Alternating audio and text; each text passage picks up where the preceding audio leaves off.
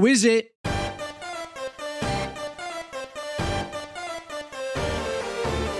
That's right, everybody. Mr. Negative. He is the best. Scratch that. Coolest. Scratch that. Most epic guy ever in Magic the Gathering, specifically from the Spider-Man set. That, let's be honest, we're going to forget about it in maybe 2 months or so, but not before I give you 10 reasons to build Mr. Negative as your commander in give or take 10 minutes. So let's lock in. Reason number 1 to build him. You get to pull out your favorite Italian accent. That's right. Mr. Negative has the same energy as Mr. Cheddar. Hey, it's me, Mr. Negative. Hey, forget about it. Even though, according to my research, he may or may not be Chinese, that is not going to stop me from pulling out my Marlon Brando. You come to me now on the day of my daughter's wedding? Reason number 2 to build this guy is, of course, Mr. Negative can swap life. When he enters, you may exchange life totals with target opponent. Let's say they've been jumping you from the very beginning of the game, absolutely beating on you while you've been waiting to get enough mana to cast your commander. You're close to death. All of a sudden, you cast your commander, boom, swap it around. You're geeking out, all right? You're absolutely crashing out on the fact that you now have 40 life and they have 10. Nothing feels better. I would say that Mr. Negative is actually better than fentanyl, all right, as an opioid. He feels so good. You're going to want to build this guy. I love it, okay? Reason number 3. Did I mention that Mr. Negative can swap life, but like for value? That's right. If you happen to be a kind man, a blood donor, or you're working for charity, that's right. You'll be drawing more cards than you think possible, okay? Because listen up, blue players will do whatever it takes to draw 3 cards, okay? No, Mr. Negative comes in and you draw 15 cards. 20 cards. It doesn't matter. You're drawing so many cards, okay? And Villas, Broker of Blood, if you run this guy in the deck, gold stars, because you're losing life by swapping life according to the rules. You're drawing double those amount of cards. It's crazy. Yes, I know. Isn't it risky to give your opponents your life total? Well, that brings us to reason number 4. It's an ETB effect. That's right. Conjurer's Closet. Exiles him, brings it back. You swap your life total back to the higher number. Teleportation Circle does the same thing. Ephemerate, you know what I'm saying? You leave as a happy young man. All of a sudden, you give them your bad score and you jump right back to being young again. In the meantime, you drew like 50 cards. It's genius and you're never punished. You can't be punished because you control the life totals. It's great. There's literally no downsides, which brings us to reason number 5. You know how I said there's no downsides? There's actually upsides to giving them your life and losing life. Wound Reflection says at the beginning of each end step, each opponent loses life equal to the life they lost this turn. You have 15 life. An opponent has 40 life. You swap them. Now you got 40 life. They have 15 life. And guess what? By the way, they lost 25 life in that exchange. Wound Reflection says you just got knocked out. You just got one punched man. All right? You're not going to Paris, baby. You're out of the game. But there's more. Sanguine Bond says when you gain life, target opponent loses that much life. You swap life with somebody, you gain all that life, you make them lose that much life, they're dead. Tainted Remedy says, hey, if you would give them your life, they actually lose that much life and just double die. False Cure, whenever a player gains life, that player loses 2 life for each 1 life he or she gained. If you give them 20 life, they lose 40 life. It's over for them. Vito, Thorn of the Dusk Rose, etc. He does that thing. It's basically the monkey's paw. Oh, you wish to gain life? Just kidding. Your wish has been corrupted. You'll get another life next game, buddy boy. And you can blink Mr. Minus. Mr. Negative can be blinked repeatedly. All right, it's awesome.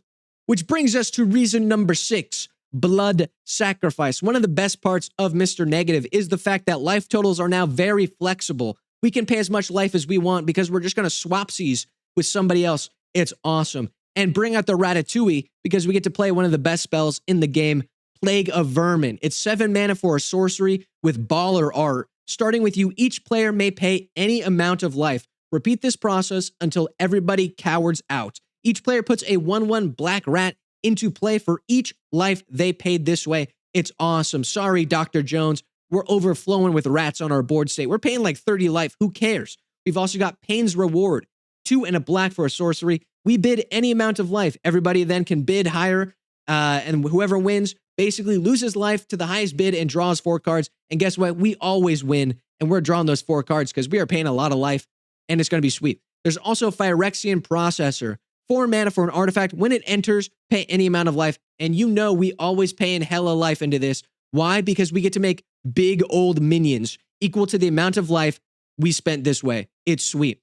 Necrologia, 5 mana, only during your discard phase, but we get to pay a bunch of life, draw a bunch of cards. It's sweet. Peer into the Abyss, draw half our library, lose half our life, but that's okay because we're just going to swap with somebody next turn anyway. Greed, pay life, draw cards. Good, that's what we want. And the best part is the life we're paying is really not ours.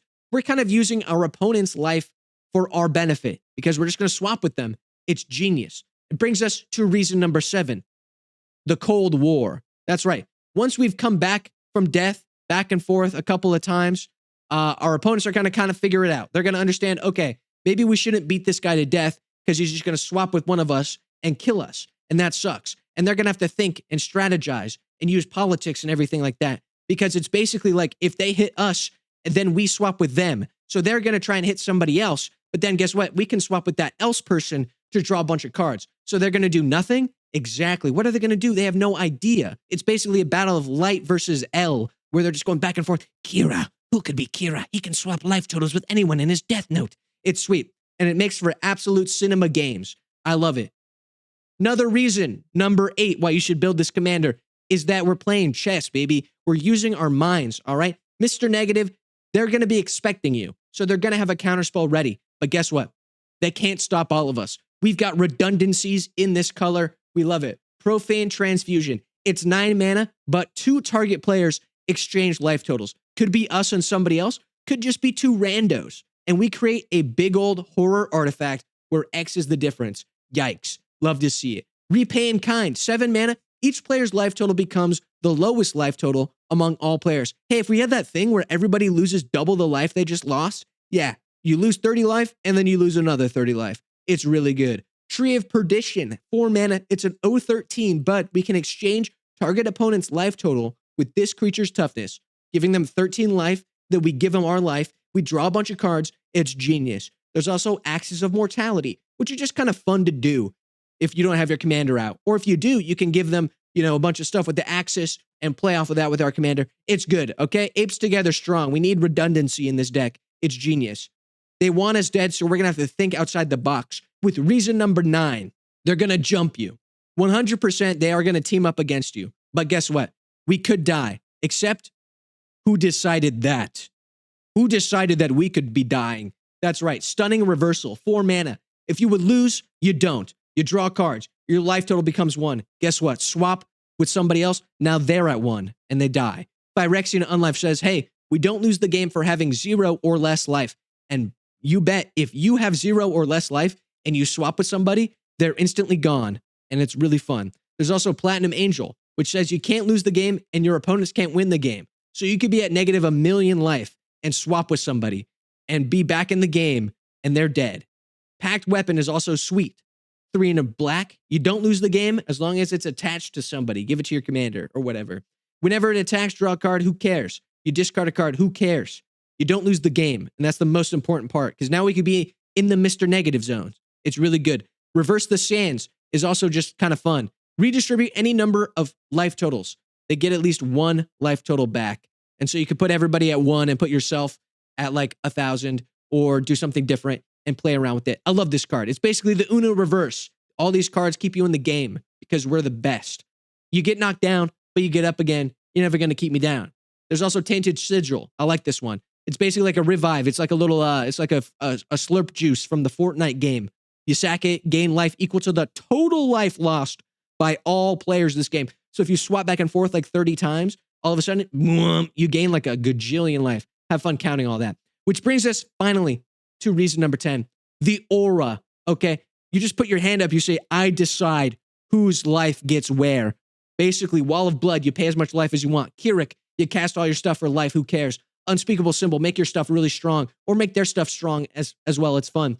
Infernal Contract says, hey, draw 4 cards, you lose half your life. That's worth it in my book. Reanimate something cool from their graveyard, your graveyard. Who cares? You lose in life, but then you're going to swap with somebody anyway. It's awesome, okay? You are death incarnate. You are become death, destroyer of worlds. He who decides the life total decides the world. Okay, you've got the string of life. You get to cut it with your freak sisters and brothers and stuff. It's really good. They punch you in the face. Just kidding. They're punching themselves in the face because you're just going to swap life totals with them anyway. This commander is goated. It is peak. You see that? That's Mount Everest, and you're up there. Zoom and enhance. It's really good. Mr. Negative is great. You should build this guy. You draw cards. You get to do exile things where you bring him back and forth and swap life and do shenanigans. All right, it's really fun and really awesome. And you just one-shot people because you can just make them lose a bunch of life with our enchantments and life loss, life gain, etc. It's great.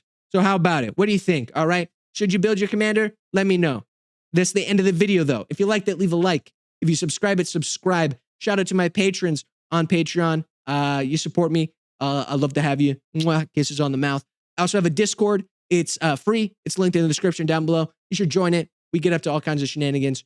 And yeah, are you thinking of building Mr. Negative? Let me know. What cards do you like? What cards do you not like? Do you even like this guy? I don't know, but I gave you 10 at least very solid reasons why you should build him. I hope to see you in the next one. Peace out.